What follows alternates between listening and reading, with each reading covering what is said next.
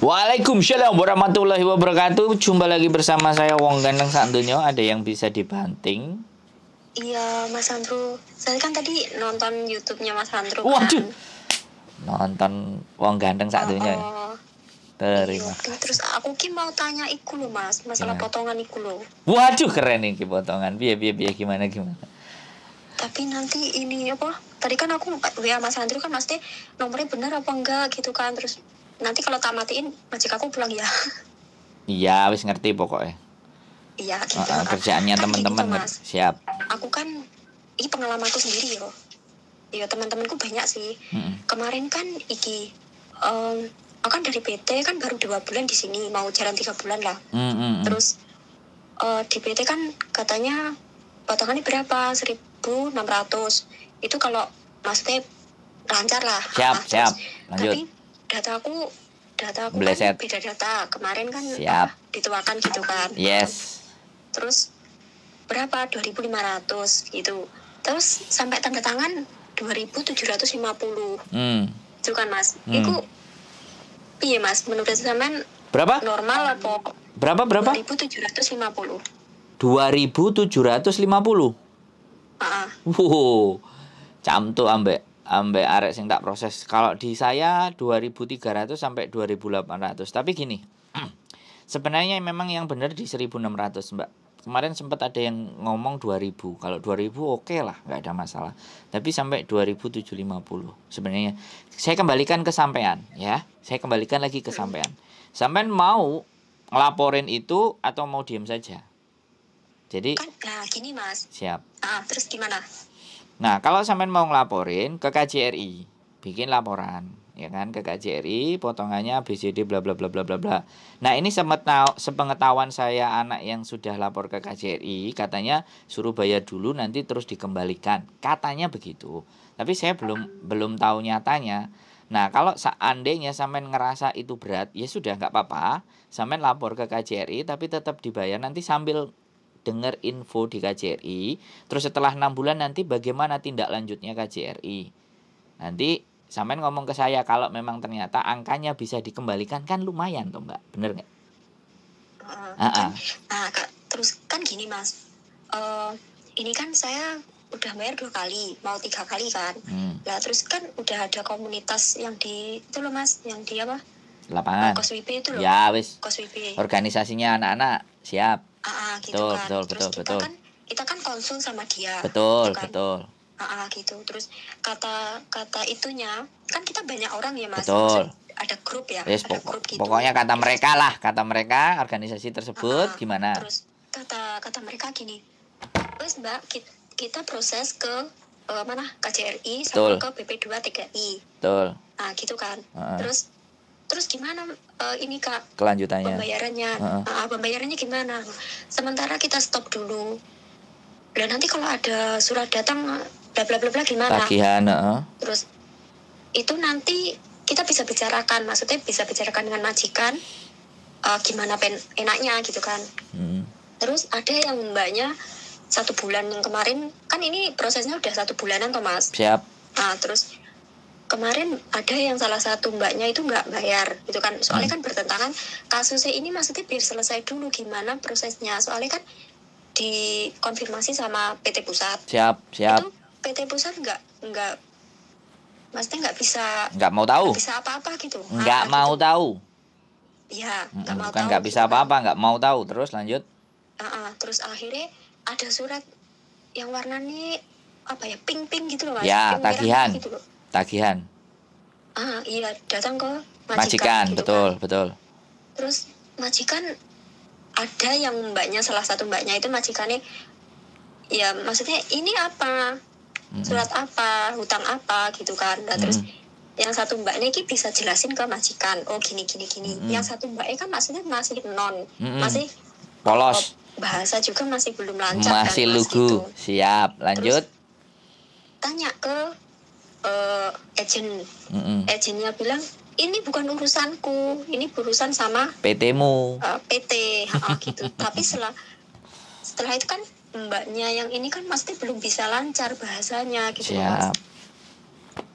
Terus gitu. Terus makanya ini sementara ini kata KKE itu stop, nggak usah dibayar dulu sampai kasusnya selesai. Terus kan tanya kasusnya berapa lama, ya kita nggak tahu.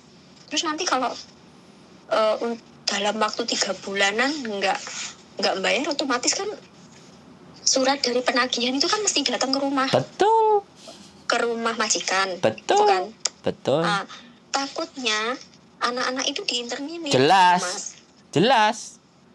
Wis. Sekarang gini, sampean kan sudah tahu ceritanya. Yang sampean mau sekarang gimana? Itu aja yang kita omongin. Yang menurut sampean, yang sampean mau gimana? Terima kasih informasinya, keren itu. Yang saya tanya sekarang maunya sampean gimana? Iya no, ya, kan 2 bulan ini, 2 bulan ini kan saya bayar ya Mas ya. Siap. Bayar gitu. Siap. Terus yang ketiganya itu kan kata KKE stop dulu. Lah terus stop dulu ini gue enek masalah, aku menit piye gitu loh. Iya betul. Kan ya jadi pertanyaan kayak gitu. Sampean bertanya. Sampean kan sekarang kita fokuskan, karena tiba-tiba majikan masuk nanti kan kepotong, sampean informasinya telat gitu loh, nggak enak kan? Belum jelas omongan kita. Ya jadi jelas saja. Sekarang kan gini, maunya sampean kayak gimana? Kalau menurut saya, pasti surat tagihan itu akan membuat majikan berpikir berbeda terhadap sampean. Karena si PT tadi tidak atas sepengetahuan majikan menggunakan alamat sampean untuk menagih utang. Logika sampean masuk nggak gitu ya kan? Karena dia dari PT, karena dia nggak mau kehilangan uang. Karena anak-anak ini kalau misalnya, jadi dia menggunakan, PT itu menggunakan majikan, nama majikan itu agar supaya teman-teman supaya nggak sampai di interminate. Ya kan? Kalau sampai dia nggak bayar kan tagihan interminate, kacau, balau, nggak jelas. Nah, saran saya sekali lagi, kalau di tempat organisasi tadi masih menimbulkan pertanyaan yang konkret kepada sampean, sebaiknya sampean datang ke pengaduan KJRI. Ya, jadi nanti biasanya solusinya yang diberikan, bayar aja dulu supaya aman. Ya, setelah 6 bulan nanti kita urus agar PT mengembalikan uang sisa sampean, sisa proses. Nah, seperti itu supaya sampean tidak ditagih majikan. Iya, kalau majikannya meleset enggak ada masalah.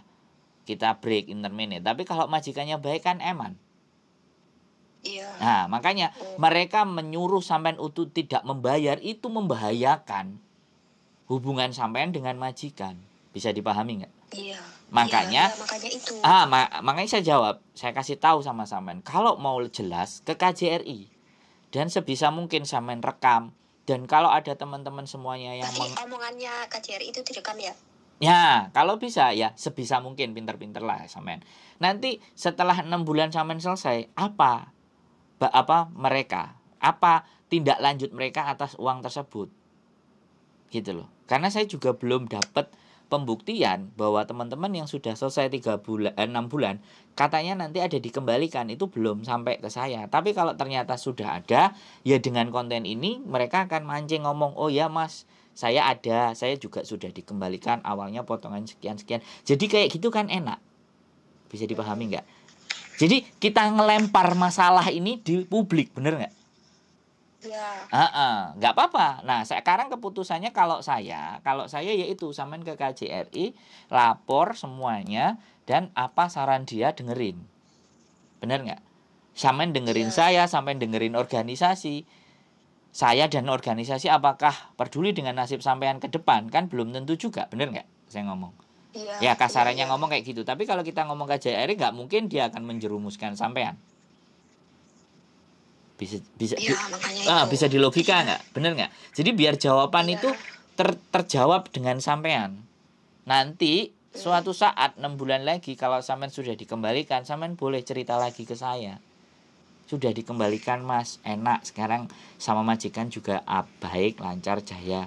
Berarti benar KJRI-nya. Kan gitu toh Mbak, bener nggak? Oh iya. Ya, jadi segala sesuatu kan kita lempar. Karena memang sekali lagi, ya mohon maaf, saya tidak mendiskreditkan organisasi. Tapi kalau disuruh nggak bayar, tahu-tahu surat-surat kemajikan, apakah organisasi bertanggung jawab sampean terhadap sampean, nasibnya sampean, golek duitnya sampean, bener nggak?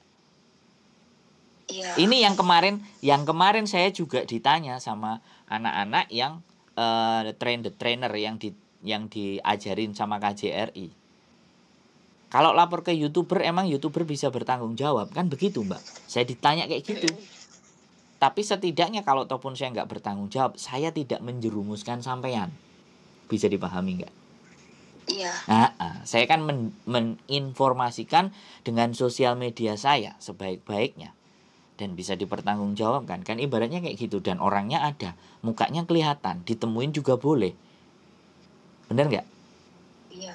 Makanya Gitu. sampean ke KJRI bagian pengaduan. Nanti kalau libur, sampean tunjukkan notanya. Dan apa yang menjadi jawaban mereka. Gitu. Clear? Kan Gimana? ya kan gini, sama organisasi kan katanya udah dilaporkan ke KJRI gitu kan. Kan namanya siapa-siapa kan udah ditulis kan, sama kan di grup itu udah ditulis. Nah terus ini udah dilaporkan ke KJRI sama ke BP2TKI bagian mana-mana wilayahnya gitu kan. Nanti kamu mau ditelepon sama siapa kantornya lah gitu. Tapi sampai sekarang kan juga belum ada kepastian gitu kan. Terus katanya lagi, terus gimana lagi, terus kan ada mbak-mbaknya, aku udah dapat surat ini biye gitu. Sama takutnya itu kalau suatu saat majikannya kan nggak ngeh itu apa, hutang apa, baru beberapa bulan di sini kok ada hutang gitu kan. Kan ada majikan yang kayak gitu. Terus nanti takutnya ya itu di-terminate itu secara mendadak kan wassalam gitu loh. Iya, pertanyaan saya, karena ketika sampai sudah ngelaporin ke organisasi ke BNP 2 TKI dan semuanya, apakah ada tindak lanjutnya? Apakah ada telepon lagi? Kan saya juga belum menerima laporan teman-teman yang bicara seperti itu gitu loh. Dan sekali lagi saya kan juga nggak dilapori, saya cuma dicurhati, ditanyain sama sampean toh, ya tak jawab. Untuk memastikannya ya lembaganya ya KJRI toh, bener nggak? Oh gitu. Loh enggak. Enggak, sampean logika. Kan, sampean tak ajak mikir. Ya kan? Kalau lapor mereka cuma jawabannya kayak gitu, tidak ada tanda terima. Tapi kalau sampean ke KJRI, sampean lapor dan sampean ada datanya. Kalau mereka nggak ngasih apapun, cuma ditulis-tulis semuanya, ya paling tidak sampean pas lapor itu ada omongan yang bisa sampean ambil gitu loh. Bisa dipahami nggak? Jadi bisa. Sampean juga belajar berpikir untuk lebih cerdas. Tapi nanti ke KJRI maksudnya kan mau apa gitu, pokoknya ya sampean sodorin gitu kan. Surat hutangnya kan ada tuh. Itu sodorin. Ini apakah overcharging atau semuanya, kalau peraturannya di 1.600 ini sekian. Bagaimana? Sampean juga dengerin juga dari KJRI, kan jelas toh. Gitu. Enggak bener enggak? Sampean sambil logika, jangan gitu gini. Sampean yang saya omongkan ini menurut sampean masuk akal enggak gitu loh. Iya. Jadi ketika sampean sudah ada, kan sekali lagi di Indonesia kan belum tentu ketika kita laporan terus kita bawa surat laporan, bukti kita sudah laporan, kan belum ada kayak gitu. Bahkan di organisasi kan cuma dicatat saja nomor HP-nya dan semuanya. Nanti di follow up. Nah, sampean follow up baliknya ke dia kan tinggal ngomong. Sudah sampai semana ini prosesnya, kan tinggal nanya kayak gitu. Kalau di KJRI kan ya sudah tinggal telepon aja, sampai 6 bulan nanti ditunggu kan, soalnya kayak gitu. Karena kalau kita putus bayarnya, surat hutang itu masuk. Kalau surat hutang masuk kan bahaya. Iya kalau majikan terima. Kalau enggak, makanya kita lapor ke KJRI dan buktikan untuk bikin rekaman, dan nanti 6 bulan ditindaklanjuti lagi. Pak, atas laporan saya yang tanggal sekian itu bagaimana? Apakah potongan saya tetap begitu aja terus akhirnya diambil PT, atau ada pengembalian lagi buat saya? Nah kan tinggal gitu.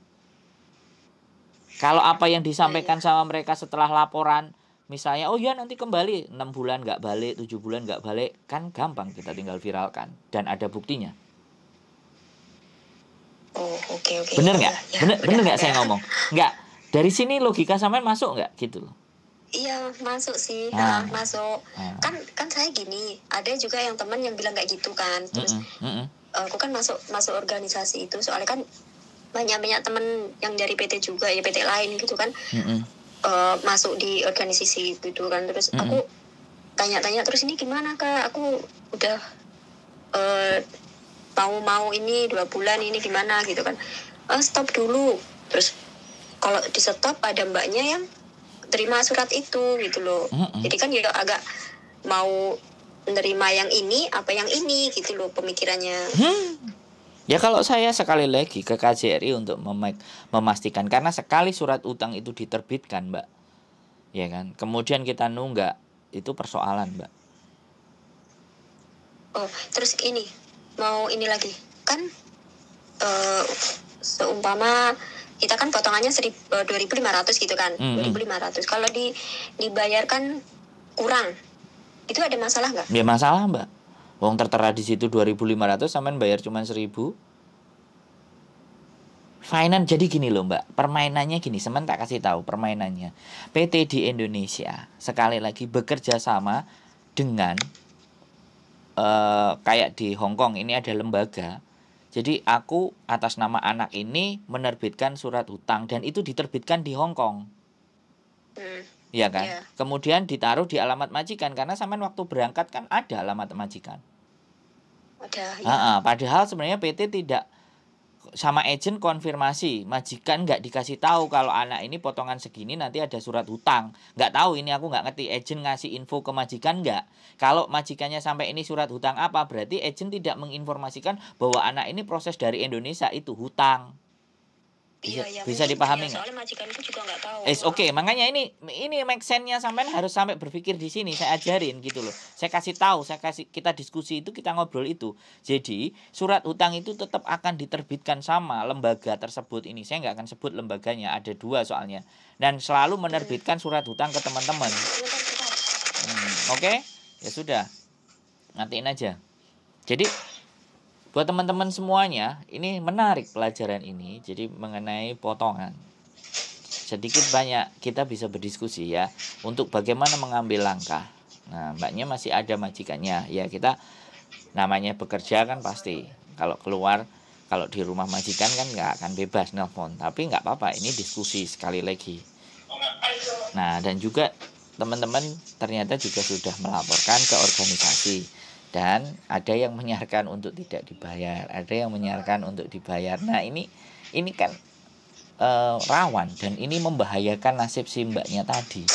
Kalau sampai surat hutang itu datang ke rumah. Nah ini bagaimana solusinya? Makanya di sini kita diskusi. Halo.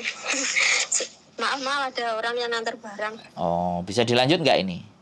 Ya bisa. Oke, jadi kayak gitu loh. Nah kalau majikan dikasih tahu sama agent bahwa anakmu nanti ini akan utang dari PT di Indonesia selama 6 bulan. Jadi kalau ada surat kamu nggak usah pedulikan, santai saja gitu. Karena tahu sendiri kan privacy orang Hong Kong ya. Kalau alamatnya digunakan dan tidak direkomendasikan sama dia atau tidak seizin dia, ini kan masalah. Iya. Bener nggak? Nah disitulah bener. Orang PT melakukan hal seperti itu ke sampean. Dan anak-anak ini mulai ditakut-takuti apa diintimidasi ketika majikan surat itu sampai datang, selesai, kelar hidupnya. Iya. Ini cara-cara PT. Makanya lapornya kemana ya? Ke KJRI dong. Ya kan? Karena KJRI yang menjembatani antara PT itu lisensinya juga dari KJRI gitu. Bisa dipahami nggak, Mbak? Bisa. Karena bisa. Di kontrak sampean kan ada copnya PT itu. Iya. Kalau nggak ada cop PT itu dan PT itu tidak terregistrasi sama KJRI, mana mungkin visa sampean akan turun. Dan mana mungkin KJRI akan mengeluarkan. Nah, masih ada sambungannya dengan KJRI. Makanya sampean selaku korban. Kalau saya kowar-kowar, sopo kue, kan kayak gitu. Siapa Anda, kan gitu.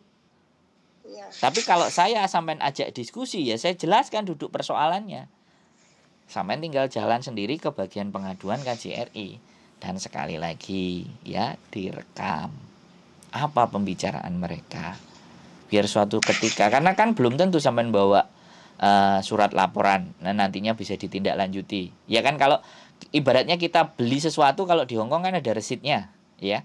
Iya. Kalau kita ke imigrasi Hong Kong, kalau kita bikin surat apapun kan pasti ada resitnya. Ya sudah nanti balik lagi tanggal sekian, ibaratnya kayak gitu tuh kan ada tuh.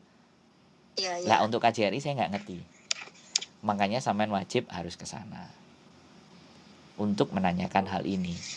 Bisa sudah masuk ke analogi berpikir sampean, ke nalar sampean sudah bisa masuk kan? Iya, masuk. Wes, jadi Makanya kok besar banget potongannya iya, kan. semuanya makanya gini, Kayak gitu. kita nggak bisa keluar dari lingkaran itu, Mbak. Tetapi setidaknya kita itu harus tahu kemana dan bagaimana.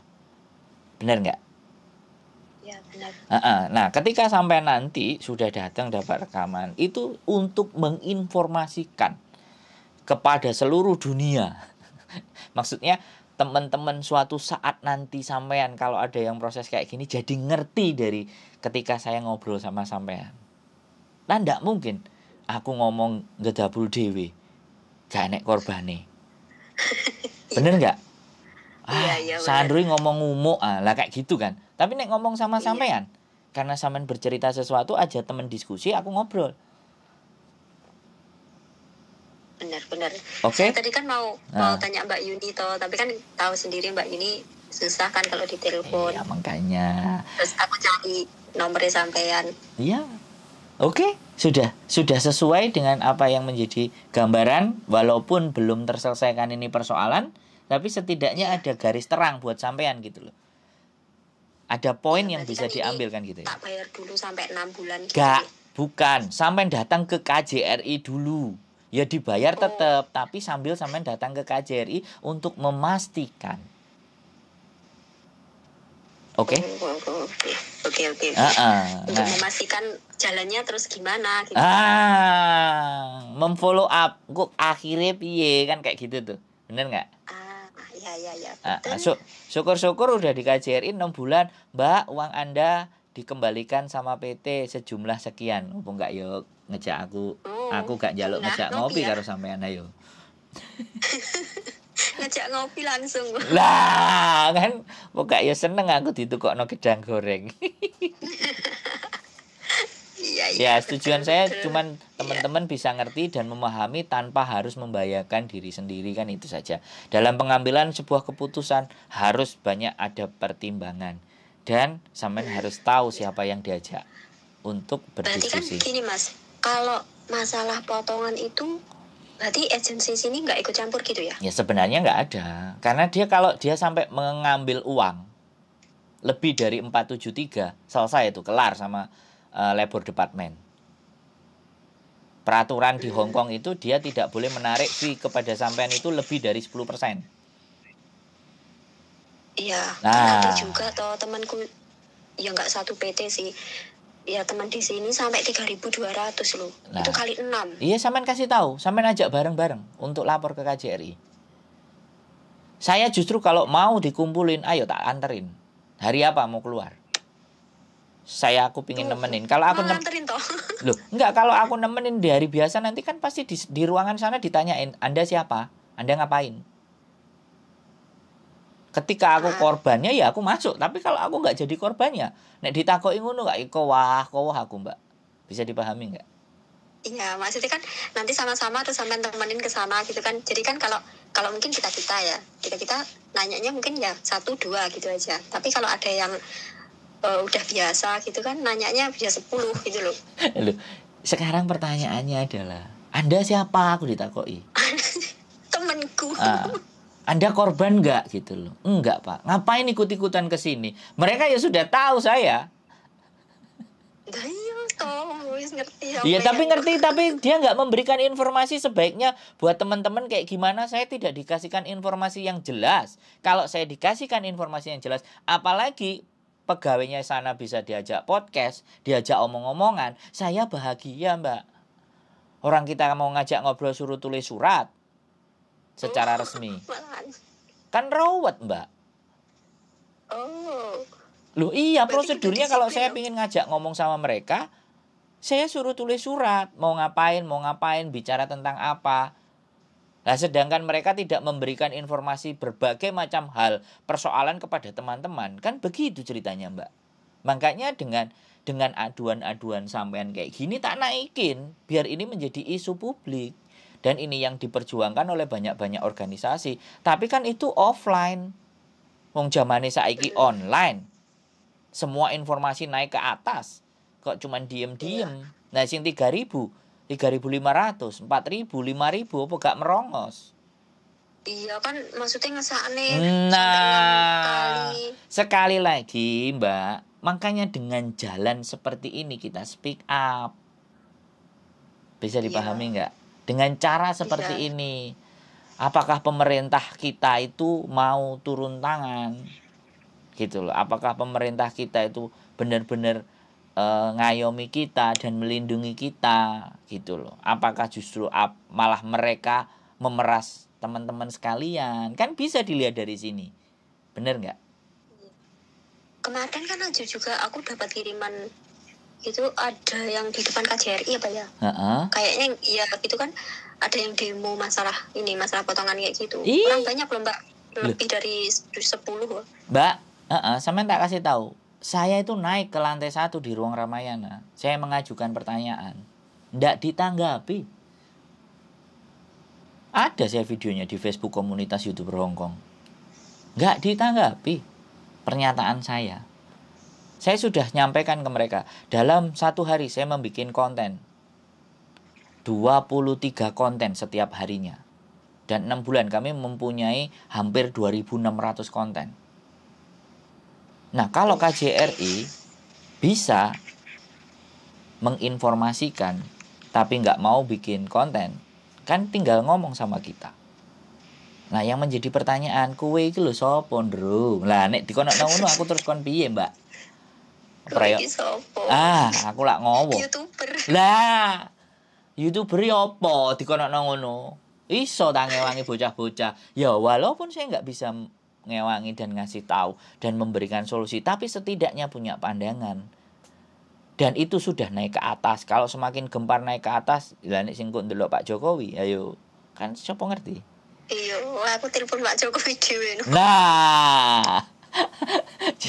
jadi kan kayak gitu-gitu loh Mbak. Makanya isu-isu yang naik ini harus kita naikkan. Harus banyak pengaduan.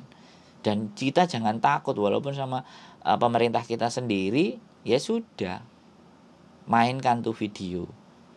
Di HP setiap HP itu ada namanya record. Ada itu. Setiap HP punya aplikasi itu. Jadi tinggal ditekan cekrek, udah ngomong. Kantongin aja.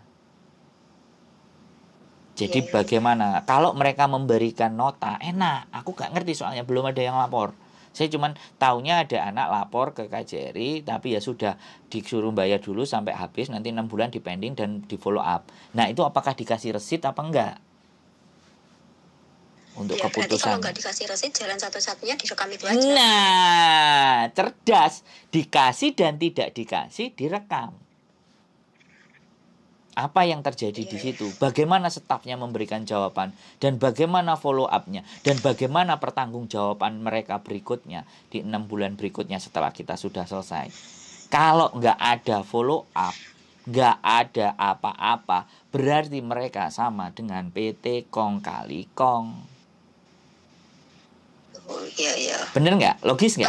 Kan, iya, soalnya kan gini, kemarin kan mungkin kan PT udah tahu ya kalau kita mengajukan kayak gini, maksudnya nggak terima gitu kan. Terus PT mengancam satu-satu anaknya itu kan. Iya. di intinya diancam, kamu kalau nggak bayar suratmu nggak keluarin gitu kan, data-data nggak dikeluarin. Mau tak datangin rumahmu, mau dibawakan polisi lah apalah gitu. Lah ada nggak kalau pengancaman itu ada? Sekali lagi pengancaman itu ada. Saya punya lawyer. Ayo kita perkarakan pisan. Wani aku. Gak apa-apa aku metu. Aku enak dekengane saiki. Aku duit 1 juta 2 juta ayo diperkarakno ben rame tak konten pisan sekalian. Lu enggak bener. Saiki aku enak dekengane iki, aku malah wani lho. Loh makanya ya karena sampean korban, Mbak. Lah sekali lagi aku kan enggak yang jadi korban. Kalau aku jadi korban ya tak gas, Mbak. Gak kencang cincong cerut. Iya. Mungkin kan ya Mbak gini kan masih ya Mas. Mungkin takut interminute dulu. Satu-satunya mungkin itu. Saya memahami Mbak. Datang ke sini itu cari uang bukan cari masalah. Paham nggak? Bener nggak? Ya, lah kalau saya cari masalah Mbak. Hidup itu cari masalah untuk diselesaikan. Lagi kurang gawean apa nggak nampani telepon sampean? Ngomong, ngalor, ngidul, ngetan, ngulon. Setengah jam. Ibaratnya nek dipikir lo ya. Kan kurang gawean. Tapi ya jane gaweane YouTube yang gawe konten, gitu. Iya. Tapi Iya, benar. kontennya opo ya, konten yang bermanfaat, yang bisa ngasih pengetahuan buat teman-teman, bisa berpikir dan langsung dihadapi one on one. Iya kan? Nggak kadek perantara, ya kan? Langsung. Oh, iya. Makanya saya selalu, dan Miss Yuni juga bilang jangan pernah sebutin nama, lembaga, organisasi atau identitas, biar percakapan kita itu dikonsumsi, biar semakin naik, semakin menjadi isu publik, rame. Wah, karena kebijakan itu kalau orang satu-satu yang terkecewakan dan diam, nggak speak up, ya wis, dunia ini hancur itu gara-gara orang baik itu diem. Terlalu baik. Ya, orang-orang baik kayak sampean ini loh diem, gak gelem ngomong. Nah, saya sudah punya media, boleh ngomong di tempat saya, ayo saya tampung semua. Sampean juga belum banyak nonton konten saya, gak apa-apa, aku pelan-pelan berjalannya waktu. Nelpon Rono wis ampek gak nek sing semaur, nelpon Rene ya podo ae kan, informasinya juga bisa dapat toh. Iya. Benar-benar. Gitu, ndak ada masalah. Ya, sudah punya gambaran ini. Berarti sampean mau ngapain seperti apa? Terus mau satu lagi. Boleh. Kalau kan sambil telepon kayak gini, tapi sambil ngerekam, caranya gimana? Nah, itu nggak bisa. Karena nggak bisa. Kita harus ada aplikasi yang berbayar kalau nelpon sambil ngerekam. Oh, gitu. Soalnya kan gini, kemarin kan ya ada yang mbak-mbak kayak gitu kan, masih ditelepon sama si PT, ya diancam-ancam kayak gitu. Terus cara ngerekam sambil nelpon piye gitu loh kan. Gini aja, voice record. Dia nggak mau, dia PT-nya nggak mau. Ya sudah. Dia maunya telepon gitu. Oke, kalau memang WA, voicemail bisa dibuktikan lah, bisa itu. Pastikan dia pas posisi telepon. Ya, it's okay. Ya diatur kayak gitu, di setting sama temennya pas libur, sekalian telepon. Jadi temennya bisa ngerekam. DE kan pinter tuh mas. DE kan teleponnya pas hari biasa, pas kita di rumah. Ya kan duwe HP loro. Nah, ya di situ. Duwe HP siji tok kan. Nah, di situ. Makanya di situ yang sampean juga harus cerdas. Duwe HP loro. Bukan, ya kalau sampean mau download aplikasi yang bisa direkam, tapi rata-rata aplikasi kalau telepon nggak bisa, kecuali yang berbayar. Di iPhone itu ada aplikasi berbayar. Aku nggak tahu kalau Android. Kalau sampean memang mau pinter ya cari aplikasi di Android yang ketika telepon bisa direkam suara. Ada, tapi biasanya berbayar. Karena sekali lagi merekam informasi tanpa sepengetahuan itu bahaya. Nah, aku kan jelas konten kreator, jelas. Tapi kalau nggak declare, kalau saya nggak declare di depan kayak Miss Yuni, tolong jangan sebutkan nama bla bla bla, dan kalau udah viral, kalau dia tidak ada declare kayak gitu, kita juga bisa dilaporin. Kayak sampean ini nggak terima, nanti saya naikkan. Oh, saya nggak terima itu, kena saya. Tapi saya selalu yakin sama teman-teman. Kadang-kadang ya keperucut. Makanya saya juga hati-hati kalau ada yang orang-orang jebak, kan juga bahaya. Resiko juga kan menaikkan di publik.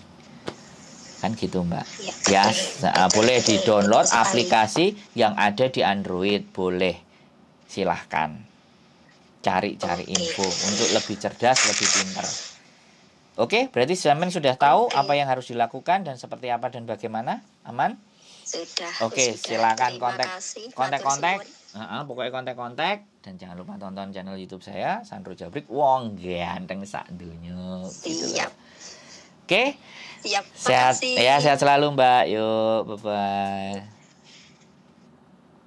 Buat teman-teman semuanya, diskusi menarik sama Mbaknya. 34 menit. Dan inilah yang saya cari, inilah yang saya butuhkan, adalah laporan-laporan dari teman-teman, kegelisahan dari teman-teman, keresahan dari teman-teman. Yuk kita naikkan ada di sini, kita bicarakan, kita diskusikan, terlepas nanti ada solusi atau tidak.